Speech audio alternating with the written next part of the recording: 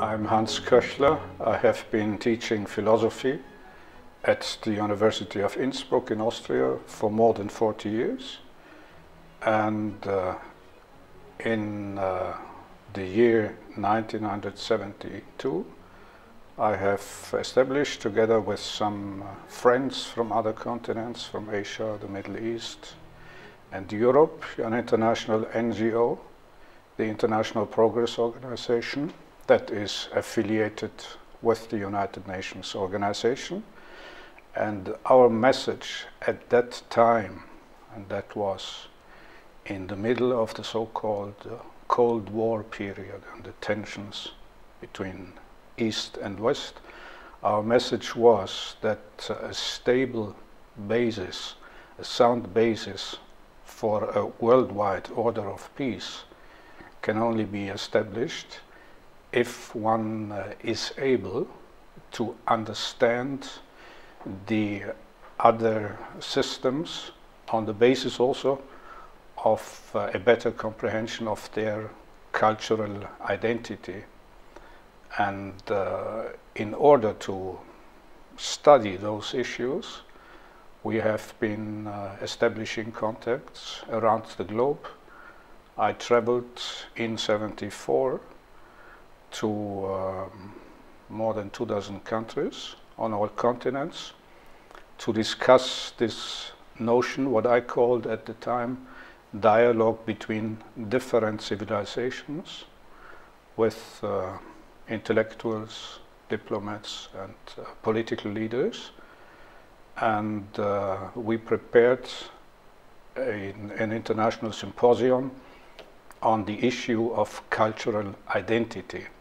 We did this in cooperation with UNESCO.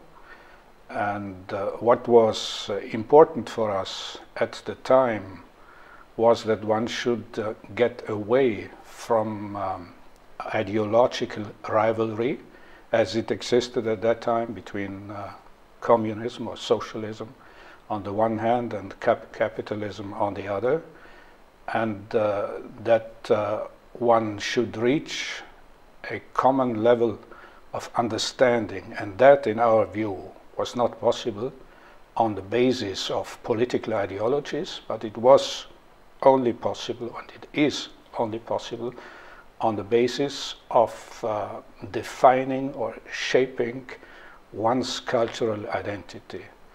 And it has been my view that cultural identity is something that can only develop in relation to other cultures. It cannot develop in a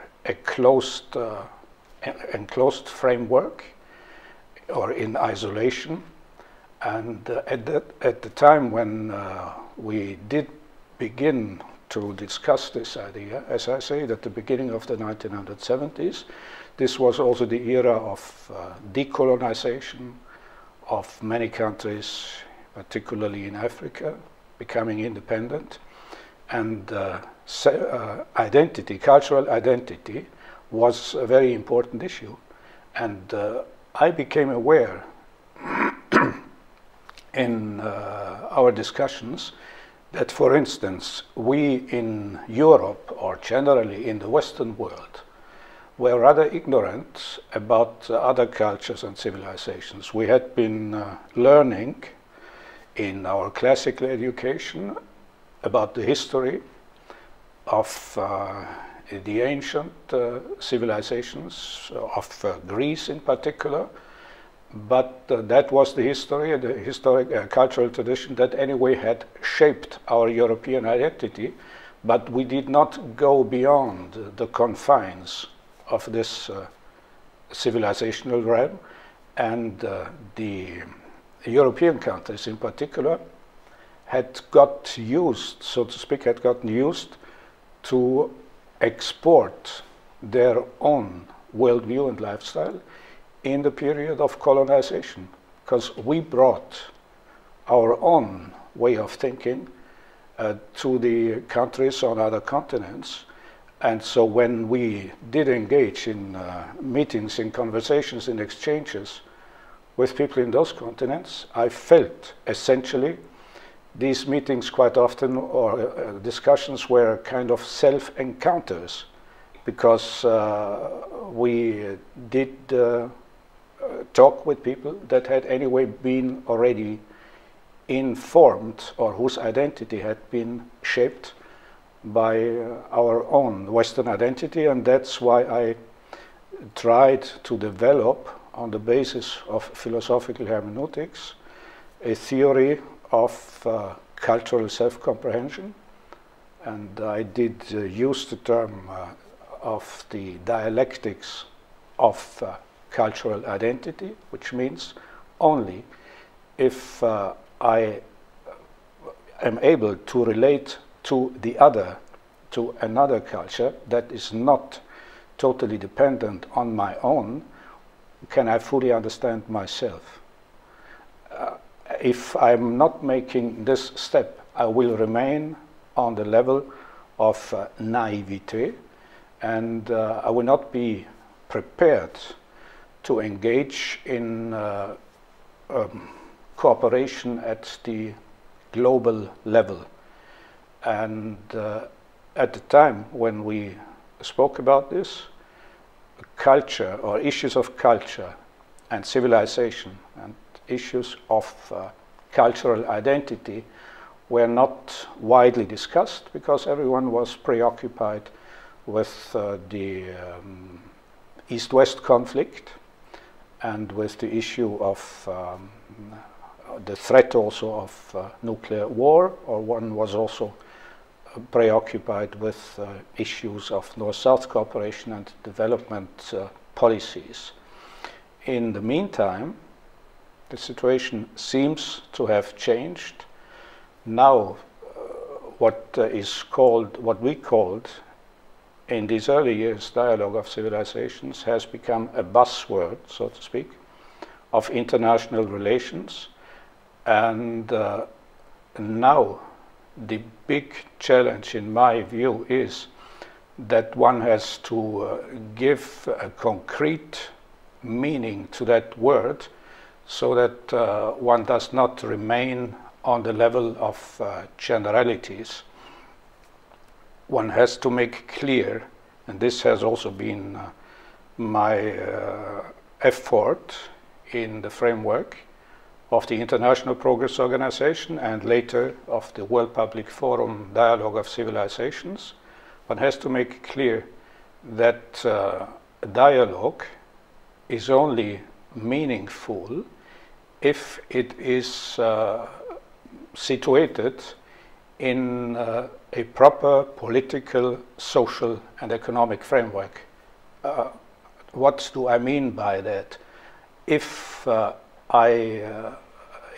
for instance, the aim of myself engaging in a dialogue with other cultures is just to have a forum to propagate my worldview, or to become a missionary of my lifestyle, the entire undertaking will lead nowhere, and the dialogue as such will not be credible.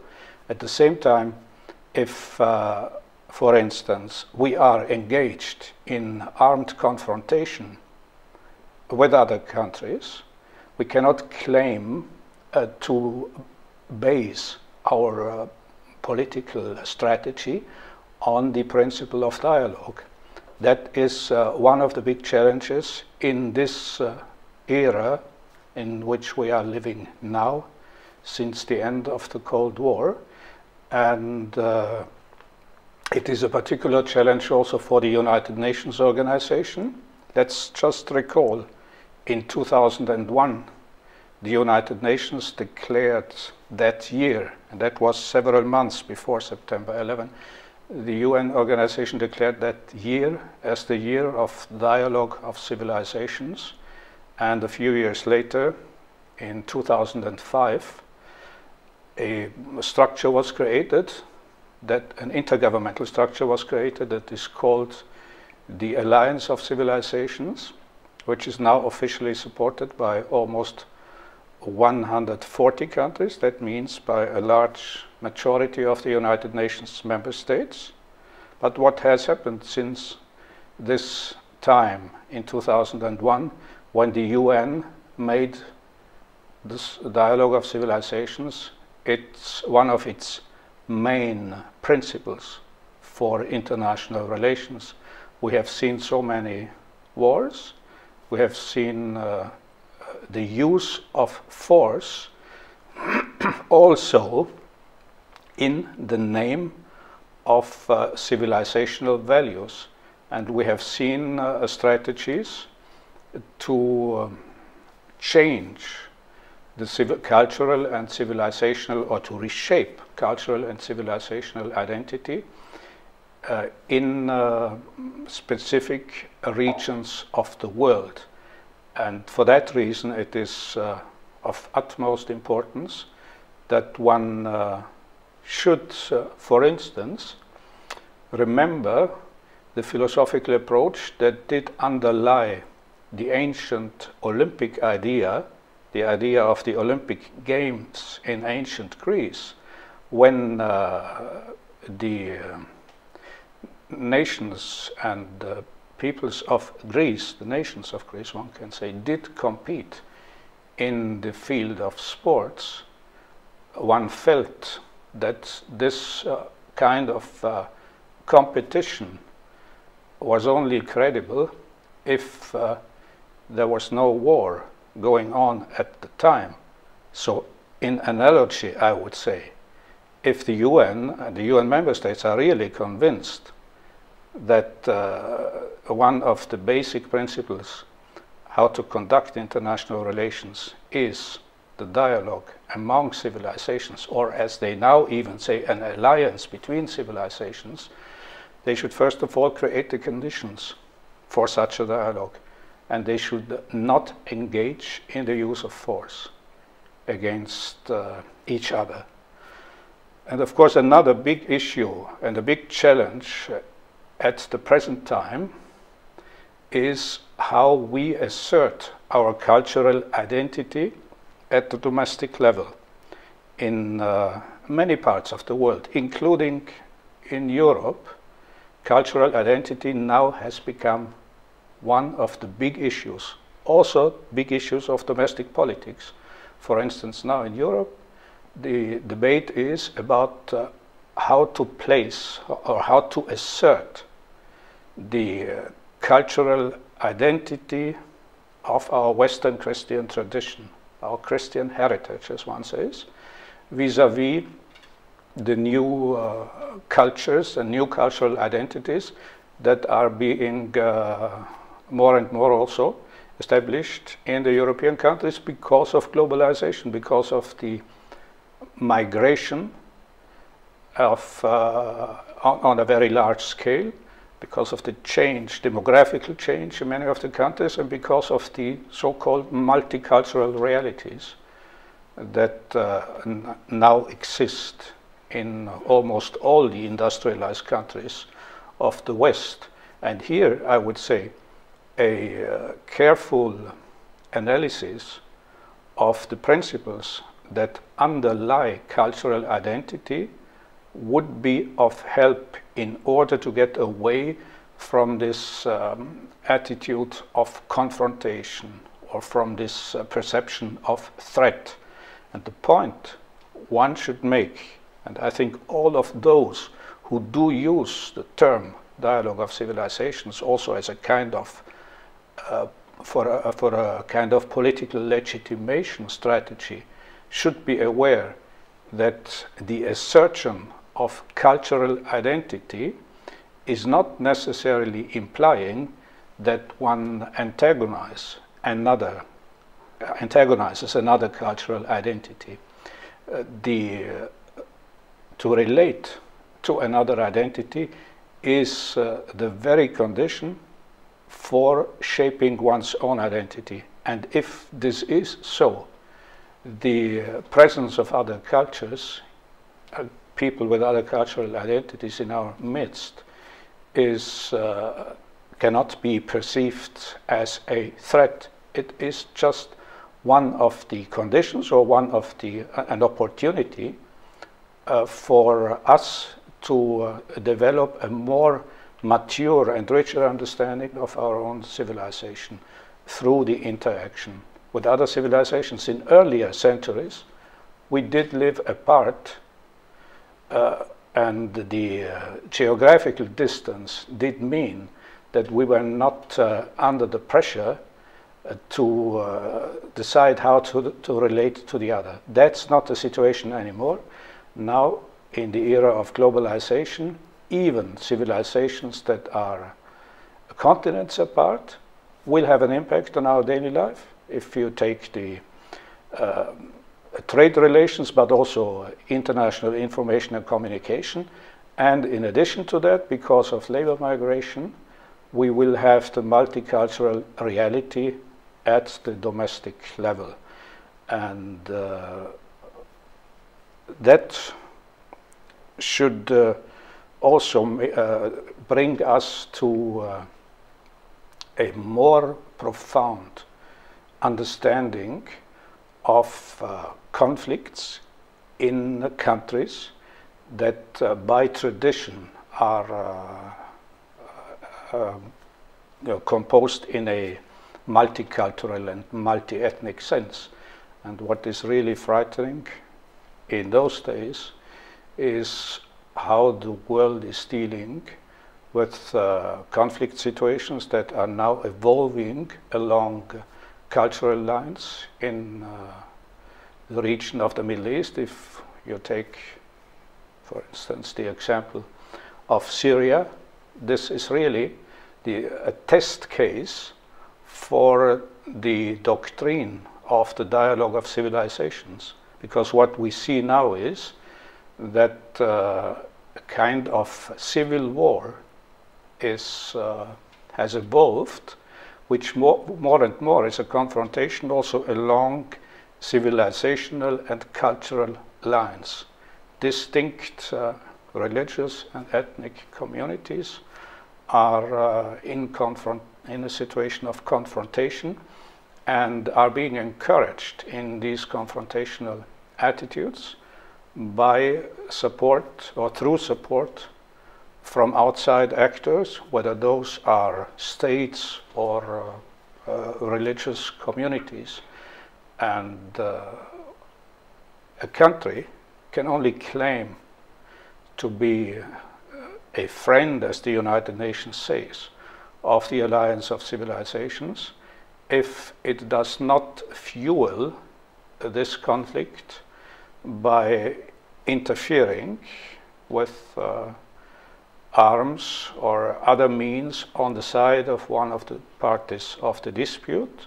A country is only credible in this commitment to dialogue if it tries to promote diplomatic negotiations between the different groups, and if it does not take sides in the sense of cultural or religious or civilizational issues.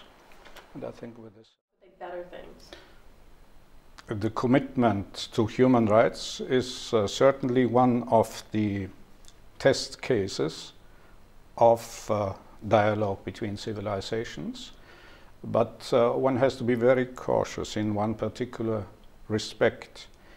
If we speak about human rights, we should do it in a way that is compatible with other civilizational and cultural identities. It would not be fair, it would not be credible if one is conducting a human rights discourse from a position of cultural supremacy, so to speak.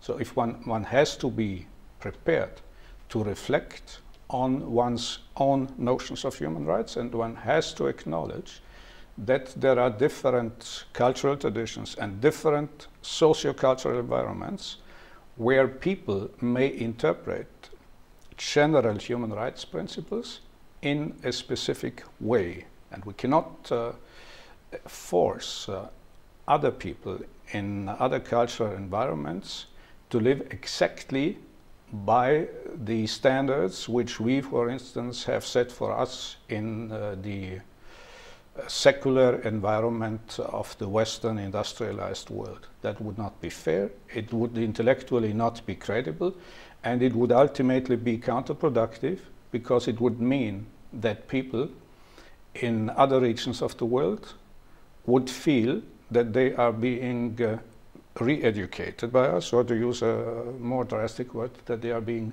brainwashed by us. And that, of course, also relates to certain basic notions of the political system, of democracy, the role of the individual in society and how a person defines himself or herself as a citizen in the state. It depends also on the cultural environment.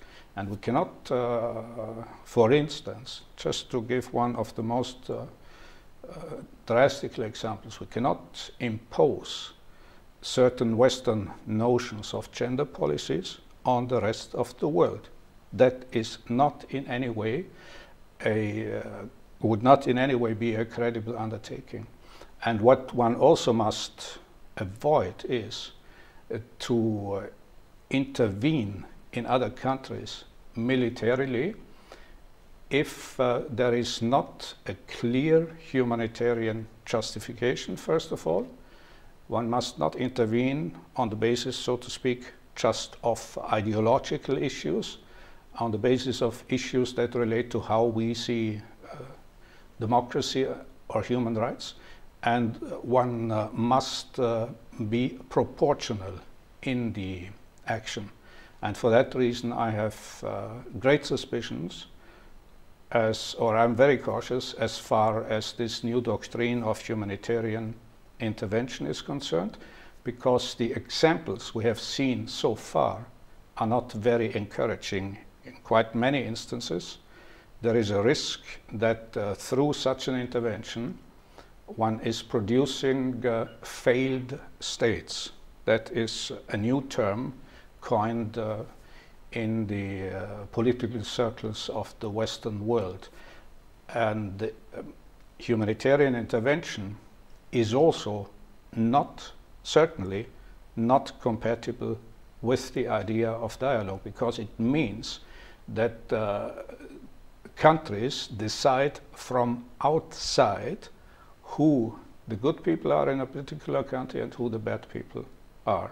And they declare that they have to come to the rescue of the good people in order to save them, or in order to establish the rule of law and a system that is based on human rights. But in almost all the cases, if you take, for instance, the invasion of Iraq in 2003, the situation that was that resulted from such kind of interventions, which somehow were justified with the humanitarian motives, the consequences are quite negative, and these interventions, in almost all the cases, have caused great suffering and have caused the death of thousands, if not hundreds of thousands of people.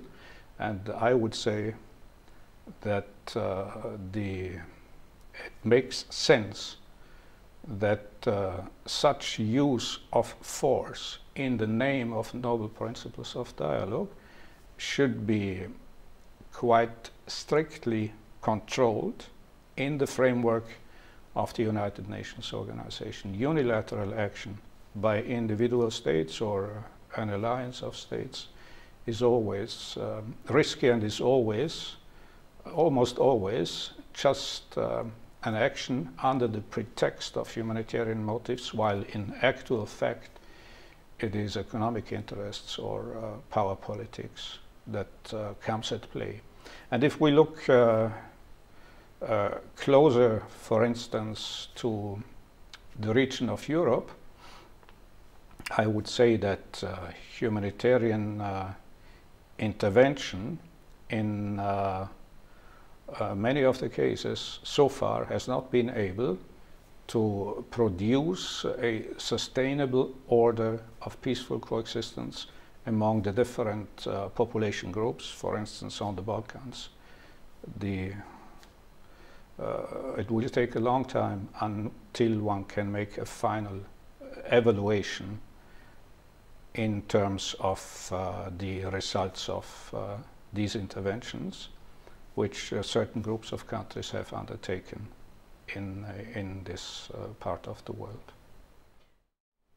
Alliances are important if they are forms of regional cooperation. If there are structures of regional cooperation, institutionalized structures, this will certainly be very important for a particular region, or for the countries of a particular region, not becoming victims of that old-fashioned policy of divide et impera, divide and rule. And it is certainly true that structures of regional cooperation may be a source or maybe an element of political stability in the wider sense. And but one also has to be aware of one thing. If we understand, or if we mean by alliance, a military structure, a military alliance, such as NATO, or earlier its rival organization, the Warsaw Pact, such alliances are not credible enforcers of the rule of law internationally. And I would not, for instance, leave the enforcement of human rights to a group of countries that is organized under the umbrella of a military alliance. Of course, now there exists only one military alliance with global outreach, that is NATO, but during the Cold War there were certainly two, and this would also have applied, what I say now would also have applied to the alliance of the Warsaw Pact countries. A negative example in my assessment recently has been how the Western alliance, I mean how NATO as a military alliance did act in Libya in the year 2011. There was a general authorization by the United Nations Security Council to undertake measures to protect the civilian population, but not to intervene on the ground and not to change or not to interfere into the political process. What has been done, or what has happened, was that the NATO member countries did wage an air campaign, and the main goal was, as we know by now, the main goal was regime change, and the results we see at the moment. For the time being, the country is not stable, and it is not to be taken for granted that the country can preserve its territorial integrity, and there is certainly no rule of law, but there are there is a number of territories that is ruled by different tribal leaders, and the country has again become now, or is now, the territory of the country is again being used by certain French terror groups that are out to destabilize the entire region. We have seen what that means, for instance, recently in Mali, and we see also the devastating consequences of this situation of anarchy which the NATO intervention has created in Libya, now in Syria, because many of the most intransigent fighters and also their ammunition are coming from groups in Libya, where the government has absolutely no control over what happens. And getting back to the issue of dialogue, that is certainly not a situation where a military alliance has been successful in promoting a dialogue between the groups or in integrating a country into the community of nations on the basis of rule of law, human rights, and so on. How do you see the...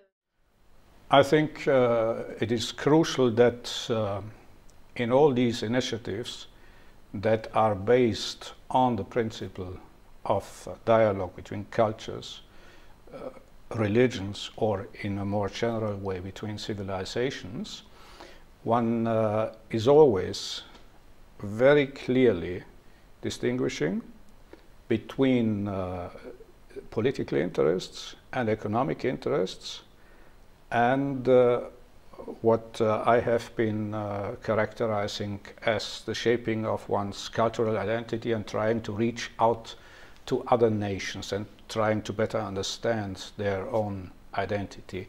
And what has to be avoided, if there is any hope for this project of a dialogue of civilizations, is that the issue of civilization is not used just as a cover to promote a certain political or economic or military agenda.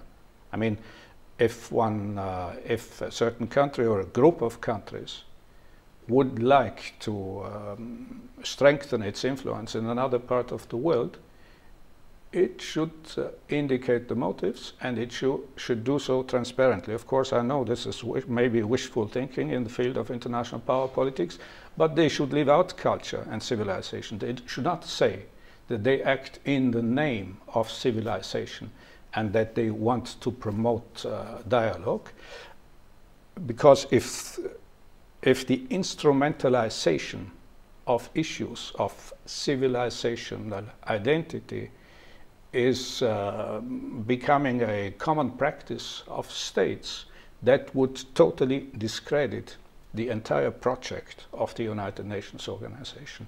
And I would say, frankly, I would say that many of these countries, member states of the United Nations that have declared themselves officially to be friends of this alliance of civilization, should think twice about whether it is really meaningful and credible for them to continue in that group of states, as long as they use dialogue only in the context of their own strategic interests.